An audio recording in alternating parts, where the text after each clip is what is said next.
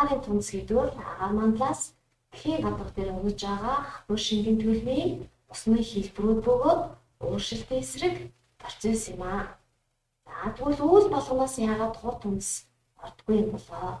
Ямар учиртай юм бол?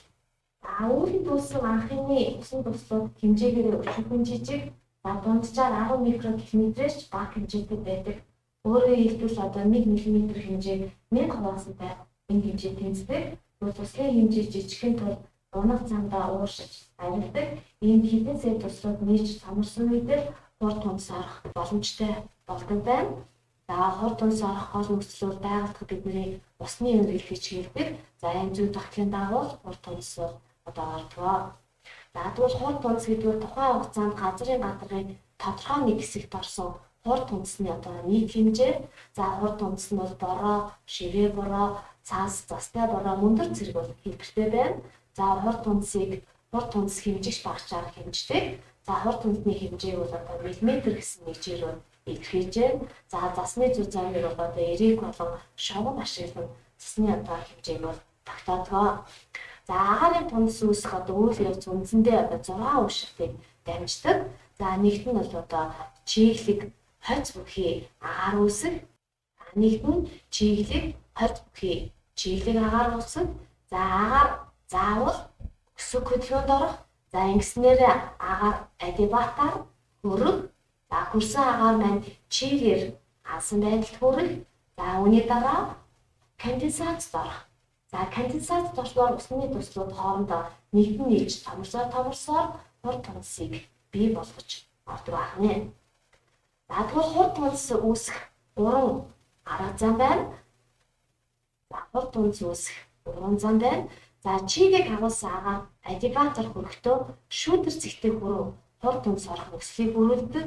За тэгвэл адибат хөрөлт нь бол дараах 3 шалтгааны улмаас үүсдэг. За нэгт нь бол одоо газрын гадраас салсан агаарын босоо хөдөлгөөн. За хоёрт нь проб дээр агаар өргөгдөх үед. За гуравт нь уулын хажуугаар агаарын өксөг хөдөлгөөн явагдсны улмаас агаар адибатаар хөрч. За дараах 3 төрлийн одоо хурд тунц ордог. Конвекцийн хурд тунц, уулзын хурд тунц, пробын хурд тунц гэсэн 3 төрлийн хурд тунцыг ялгаа авч үзэж болно. За нэгт нь конвекцийн хурд тунц. За конвекцийн хурд тунц гэдэг бол халсан агаарын босоо чиглэл буюу конвекц улмаас дээш өргөдөж байгаа агаарын температур адибатаар буурсаад шүүдэр цэгтэй хүрэхэд конденсац үүсч хурд тунц орох нөхцөлийг бүрэлдүүлж өгдөг. За энд чийтэй дулаан агаар бол хөөрнө. За хөөрсөн агаар бол одоо өтгөрч усны уурын өтгөрснөөр үүл үсэж хурд тунц орох одоо нөхцөлийг бүрдүүлж өгч байна. За конвекцийн хурд тунц нь экваторын төслөөр зовлон. Учир нь тэнд агаарын дагалдаа за байнга одоо их халж явах тул агаарын конвекц бол эрчимтэй явагддаг. За экваторын төсөд бол одоо өдрийн цагийг бол одоо бороогоор бол одоо болцож байна. Жишээлбэл одоо өдөөс өмнөх борооны өмнө хойно, за өдөөс хойших борооны өмнө хойно. Өөрөөр хэлбэл тодорхой одоо хугацаанд агаар дэше өсөж харлаа тодорхой түвшинд хүрч хөрснөөр конденсац орж одоо бороо болох энэ үйл явц бол тодорхой яг татамжтай энэ цаг хугацаанд татдаг учраас цагийг бол одоо ингэж тодорхойж болдог байна. За тэгвэл конденсац гэж юу гэх вэ гэхээр усны ор одоо хийн төлөөс шингэн төлөв шилжиж өвтөрхийг бол конденсац гэж нэрлэж байна. За өөрөөр хэлбэл агаар усны ураар бүрэн ханаж чигээ агуулгах чадваргүй болох үедээ хүртэл одоо усны ур өвтөрөх үйл явцыг бол конденсац гэж нэрлэж байна. За тэгвэл усны ур хийн төлөөс хатуу төлөвт одоо шижгээгүүл диспломац гэж өөрөө мөсрөх үзэгдэл гэж нэрлэж байна. Өөрөөр хэлбэл агаарт усны ур бага температур шууд хэлбэж мөс болох үйл явцыг бол одоо диспломац гэж нэрлэж байна. За тэгвэл конденсацийн түвшин гэж юу гэлж байна вэ? За конденсац одоо сулфат үүсэх өндрийг бол конденсацийн түвшин гэж нэрлэж байна. За түүний өндөр нь агаарын температур ба чийгшил газар зүйн нөхцөл жилийн одоо улирлаас бол хамаарч өөр түвшинд байна. За конденсацийн одоо түвшинг болохдоо за 122 буюу T0-аас асуун T иш. За энэ бол одоо концентрацийн түвшинг болохдоо одооны температурын агаар за шүүдэр цэгийн температурын зөрөг бол 122-оор үржүүлснээр конденсацийн түвшинг гаргана. Хоёрт нь Торонтын хурд тунц. За Торонтын хурд тунц хэрхэн яаж үүсэх вэ? Хүйтэн болон одоо дулаан фронтын алиндэн ч чиг бол агуулгадж байдаг. За дулаан агаар нь одоо хүйтэн агаарын дээгүүр нь одоо өгсөж конденсац одоо явагдаж энд үйл үүсэж эхэлнэ. За ингэснээр одоо энд одоо фронтын хурд тунц орох нөхцөлийг бол бүрдүүлж өгч байна. За дулаан агаар бол одоо хүйтэн агарын масстай нийлж за хүйтэн агаар бол дулаан агарын доогоор шоргон орч дулаан агаарыг дээш нь өргөн. За ингээд дулаан агаарт агуулгадж байсан агарын чиг одоо өвтгөрч за конденсацид орсноор хурд зорох нөхцөл боломж бүрдэж өгч байна. Агарын орчил урсгалын нөлөөгөөр за тропикоос түүний зүг шижиж байгаа дулаан агаар түүлээс экваторын зүг шижиг хүйтэн агарын массын уулзвар газар бол хурд тунц үүснэ. За ийм хэлбэрийн хурд тунц дээр бол агарын продагт үүсэх бөгөөд сэрүүн болон одоо өндөр өргөдөлтөй фронтын хурд тунц хийхэн ажиллагддаг. За дараа нь уулзын хурд тунц. За уулзын хурд тунц гэдэг бол агаар уулын хажууд даган дээш өргөгдснөөс хойш хөрөн конденсацд орж үүсдэг тунцыг арграфийн буюу уулзын хурд тунц гэж нэрлэдэг. За уулын цахим талыг даган өгсөж байгаа агаар нь дээш өргөдөн конденсацийн түвшинд хүрэхэд чийг нь өтгөрч одоо хурд тунц болгож буудаг. За тэгвэл уулын ингэр талд бол одоо энэ агаар дагуулжсэн бүх чийг буугаад за уулыг даатаас салхимд бол хуурай бол бууж за уулын аг хажууд бол одоо томоохон эсэн цөл бол одоо говьуд бол үүсэх боломжийг бол одоо бүрдүүлж өгдөг байх нэ. За манхан талаа болон эндхийн талаас ирж байгаа чиглэлийг харвал Юуны улс намуу одоо гямлааны ураг давж ирэхдээ хуурайшид за одоо Монголын өвөргой Аксамакан за Кизил хүм зэрэг томоохон одоо эсэн зүйлүүдийг үүсгэхэд бол одоо нөлөөлсөн байна. За тэгвэл газрын гадар дээр ямар төрлийн хурд тунцлууд үүсдэг юм болоо? За усны өрийн конденсац нагаард явагдахаас гадна гадар дээр мөн явагддаг. За ийм конденсац одоо үр дүнд гадар дээр бол одоо дараах төрлийн хурд тунцны төрлүүд үүсдэг. За нэгт нь бол одоо шүүдэр за агаарт байж байгаа чийг одоо ихцнээс болж үүсдэг. Харьцангуй чийг одоо зөө болоход гол төлөв одоо ургамлын одоо гадар дээр шүүдэр үүсдэг. Өөрөөр хэлбэл одоо энд чийн ихэнх одоо газрын гадар дээр явагдаж одоо ургамтай болон хатуу гадар дээр усан туслууд бий болох үзэгдлийг бол шүүдэр гэж нэрлэж байна. За дараад нь бол хяруу. За температур одоо буурснаас болж үүсдэг мөсөн талслуудыг бол одоо хяруу гэж хэлж байна. За мөн одоо цам. За үүсэх цам нь одоо шүүдэртэй адилхан боловч температур асах болсон үед л цам одоо үүсдэг байна. За дараад нь сагсар гэж байна. За сагсар бол одоо цагаан тас энэ сэвсгэр цагаан тастууд модны мөчөөр за төмөр утас зэрэг дээр одоо үүссэн байдаг. За энийг бол сагсар гэж нэрлэж байна. За шингэн өнгөр гэдэг бол одоо хальс бурлаад усан бүрхэж за өөрөөр хэлбэл одоо цонхны шил одоо хөлөрдөг хатуусанд явж байгаа хатуусны одоо цонх энд хөлөрх үзэгдлүүд одоо шилэн өнгөр байх нэ. За дараад нь дэлхийн одоо хурд тунцны хуваалтын бүгдээр харъя. За дэлхийн гадар дээр жил бүр одоо 520 мянган км куб агарын тунц ордог. За үүний одоо 79% нь одоо далай тэнгис дээр за 21% нь одоо хуурай газар дээр буудаг.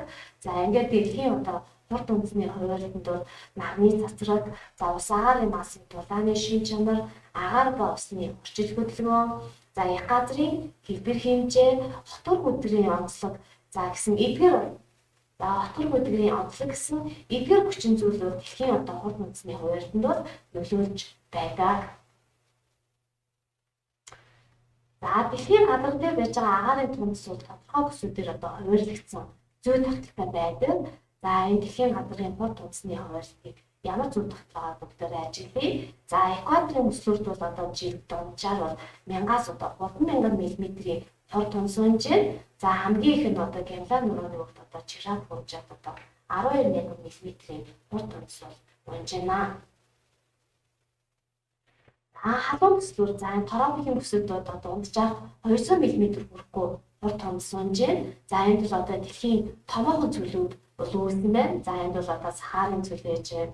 За Калахарын одоо цөл, Австралийн их эсэн цөл, за Намибийн цөл, за мөн одоо энэ Монголын өвөр гой болон одоо Такламка, Кизил хүмийн зүйлүүд бол одоо үүссэн байна. За энэ бол ерөнхийдөө их газрын одоо төв хэсгээр үүссэн энэ зүйлүүд бол одоо Гимлайн нөгөө одоо орографийн одоо хот онцлогтой холбоотойгоор за номхон талаас ирж байгаа чиглэг агаарыг хаасуулж за энэ одоо улсын хадууд томоохон ойн зүйлүүд үүссэн байна. За тропикийн бүсгүй одоо материйн зам, за мэлхийн зам, за материйн замын дагуу одоо агаарын их таралтын улмаас за хорт онцлог дагуудаг. За агаарын даралт одоо бага байгаа бүс буюу экваторын бүсүүд бол хорт онцны хэмжээ их байна. За энд бол Бразилийн одоо Амазон бүрний айсаа, за энд одоо Конго бүрний айсаа, за энд одоо Филиппин, Индонез, Малайз зэргүүс орнууд номхон бүс нутагт бол хорт онцлог их хэмжээ. За энэ бол агаарын их даралтын одоо бүсэд оршихтой холбоотойгоор хорт онцлог их хэмжээнэ. За экваторын бүсэд бол одоо конвекцийн хорт онцлог одоо очлоо хэмжээ. За энэ бол агаар бол халуун одоо антибиотик хурж өгдөг одоо хорт онцлогтой холбоотойгоор хорт онцлог хэмжээ. За тропикийн бүсэд бол агаарын их даралтын бүсэд одоо оршихороо хорт онцлог хэмжээ бага гэж байна. За сэрүүн бүслүүд 32 градусаас 2 тийш төл талбайгаар хорт онцны хэмжээ бол ерөнхийдөө аажмаар нэмэгдэж байна. За гэхдээ энэ бол одоо 40-60 градусын одоо хооронд бол нэлээд одоо хорт онцны хэмжээ нэмэгдэж байгаа боловч за манай Монгол орны хувьд одоо сэрүүн бүсийн одоо бага даралтын оронд гэртнээ байрлаж байгаа хэдий ч за энд бол ерөнхийдөө улсын тогтолцоо за их газрын төв хэсэг байрладаг далаараас олсгсан зэрэг үзүүлдэг дээр Монгол орны хувьд бол одоо хорт онцлог бага хэмжээ. За энд одоо их газрын төв хэсэгт бол одоо хорт онц бага 250 мм-ээс ч одоо их тэргүй ийм хэмжээний хорт онцлог байна. За дараад нь түүлийн бүслүүд хот өмнөд одоо түүлийн бүслүүд бол агаарын даралт их за ийм учраас энд бол одоо хорт онц орох боломж бага. За жилдээ бол 100-аас 200 мм-ээс бага одоо хорт онц түүлийн бүслүүд орчих бол байна.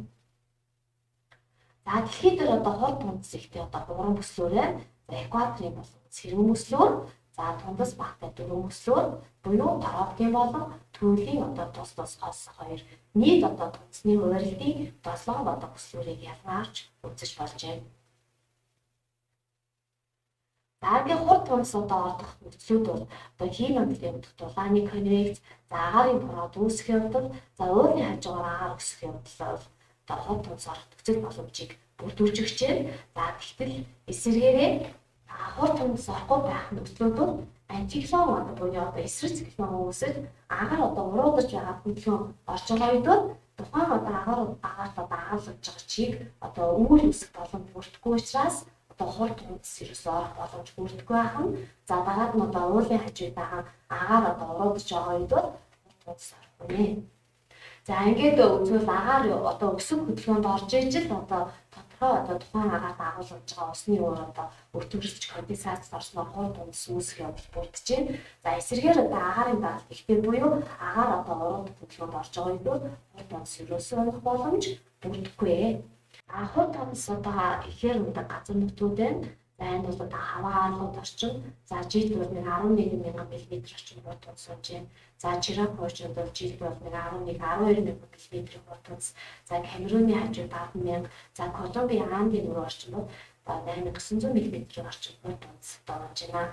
За гэтэл одоо дэлхийд одоо хамгийн бага хорт онцтой газар байна. За энэ бол Камеруны зүйл за Вади Хафа, Мулта зэрэг газруудад бол хорт онцтой хамгийн бага болж байна. За энэ бол одоо унж байгаа хүчин зүйлүүд бол агаарын их даралт, за мөн одоо далайн хүйтэн урсгал, за тухайн одоо газрын орны байдал, за уур амьсгалын бүс өслөөр бол одоо хорт онцны урахад бол одоо холбож байна. За дараа даалгаврыг хэлцээ. За нэгдэн дэлхийн газар дээр хорт онцны ойролцоог харилцаа адилгүй. За хорт онц хамгийн бага ундаг газрыг сонгоорой гэсэн. За энэ Атакам, хаваа арлууд, Жирак мужи, Камеруны улс гэсэн гэж байна. Тэгээд бол хаваа арлын Жирак мужи, Камеруны улсд бол одоо жилд 10,000-аас дээш миллиметрийн хэмжээтэй хорт онц ундаг газрууд. За тэгэхээр энд бол Атакамын зүйл бол одоо дэлхийн хамгийн одоо хуурай зүйл. За энд бол одоо сүүлийн 400 жилд ч одоо хорт онц ороогүй ийм газар байгаа. За энд яагаад хорт онц бага хэмжээний гэхээр бол агаарын их даралтын бүсүүд одоо тропикийн бүсүүд байдаг. За дээрэс нь одоо Перугийн одоо далайн хүйтэн урсгал одоо урссан учраас энэ хоёр хүчин зүйлийн бол бас хамгийн одоо дэлхийн хуурай зүйл бол үүсжээ. Дараагийн даалгавартай танилцъя. За ойролцоог өртөөрчдөг Улаанбаатар 50 сутуудын уур амьсгалын графикийн ажлын сурагч альмаа дараах төгөлтүүдийг хийжээ. За аль нь алдаатай болохыг дараагаас гэж. За ингээ уур амьсгалын диаграм өгөгдсөн байна. За уур амьсгалын диаграм гэдэг бол хурд тонцны хэмжээг дагнаар за агаарын температурыг шугамаар төсөж харуулсан графикийг бол уур амьсгалын диаграм гэж нэрлэдэг. За энэ бол хурд тонцны хэмжээг бол миллиметр, за агаарын температурыг Цельсийн градусаар үзүүлж харуулсан байна. За бүгдөө энэ дотроос одоо хамгийн буруу нэг хариултыг олох ёстой. За эд бол 7 сараас бусад саруудад Улаанбаатарт орж байгаа хурд тонцны хэмжээ Парис хотынхоос бага байна гэсэн. Бүгдээр Улаанбаатар хотын 7 сарын агаарын хурд тонцны хэмжээг харъя. За хурд тонцны хэмжээ бол нэг 55 орчим миллиметрийн хурд тонц. За тэгээ бусад саруудынх нь бол мэдээж яаж яах гэхээр Парис хотынхоос бага байна. За энэ дүгнэлт бол зөв дүгнэлт байна. За хоёр хотын дулаан саруудад ижлэхэн зуны өвөрт байгаа учраас эдгээр хотууд дэлхийн хойд хасад оршдог юм байна гэсэн. За 6, 7, 8 сард бол агаарын температур өндөр байна гэдэг бол хойд хасад байрлаж байна гэсэн үг. За 1, 2, 12 дугаар сард одоо агаарын температур өндөр ах юм бол дэлхийн өмнөд хасад байрлаж байгааг илтгэн. За хоёр хотын хоёулынгийнхэн 6, 7, 8 сард агаарын температур өндөр байгаа нь дэлхийн хойд хасад байгааг баталнаа. Тэгэхээр энэ хариулт бол зөв одоо хариулт байна. Хансийн эдгээр хотуудын ойролцоо өргөж орших нь ойролцоо байралтай уршдыг итгэж байна. За энэ нь уур амьсгалын диаграм төстэй зураг дээр байгаа батлагдаж байна гэж. За гэтэл энд ингээ харах юм бол агаарын температурын хувьд бол Улаанбаатарын хувьд бол одоо өглөөс хараад бол асар 20 градусаас дээш давж хүйтэрч байна. За 7 сар 6, 7 сард бол одоо нэмэг 15-аас дээш одоо гарчаад агаарын температур харж агаарын температурын зөрүү бол энд нэлээд өндөр байгааг харж байна. За тэгтэл бол Парис хотод бол агаарын температур ерөөсөө жилийн айж өдрөд Т градусаас доош орохгүй хэлбэлзэл бол яах нь бага байна. Тэгэхээр энэ бол одоо хоёр диаграм бол маш одоо зөрүүтэй зурагц байгаа нь батлагдаж байна. За дараагийн бүдүүр хариултыг харъя. Парис хотын температурыг хэлбэлзэл нь Улаанбаатар хотынхоос бага байна. За ингээ харах юм бол ерөөсөө асар градус руу ороогүй. За нэг 5 градусаас нэг 20 градусын хооронд бол жилийн одоо бүх саруудад агаарын температур хэлбэлзэж байна. За ийм учраас энэ одоо байх нь алдаатай дүгнэлт бол С хариулт байх нь. За одоо адилхан өргөд оршдог гэнэ ягаад одоо Францад илүү одоо дулаахан асар градус орж хүндрэхгүй байна гэвэл энэ бол одоо Галистримийн дулаан урсгалын төлөвлөгөөр Европын орнууд дулаахан чиглэг за ийм байна. Онцлогтой байх нь. За ингээ хичээлдээ идэвхтэй оролцож байгаа хүмүүстээ баярлалаа. Дэмжлэгсэн.